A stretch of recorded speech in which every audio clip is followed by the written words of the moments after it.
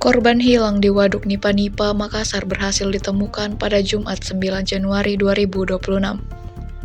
Korban bernama Subu Deng Nai ditemukan tim gabungan sekira pukul 9.56 waktu Indonesia Tengah. Titik penemuannya berada di hilir sungai sebelum jembatan Bumi Tamalandrea Permai atau BTP. Mayat korban ditemukan setelah hari ketiga pencarian. Kepala Dinas Pemadaman Kebakaran dan Penyelamatan Kota Makassar atau Damkarmat, Fadli Welang menyampaikan proses penyelamatan berlangsung dramatis. Perahu yang digunakan petugas hampir karam atau tenggelam. Di atas perahu terlihat ada 7 personel Dinas Damkarmat.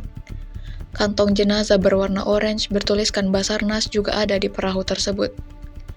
Kepala Dinas Pemadaman Kebakaran dan Penyelamatan Kota Makassar, Fadli Welang menyampaikan, Deng Nai dilaporkan hilang saat pergi ke sungai untuk mengecek jaring ikannya.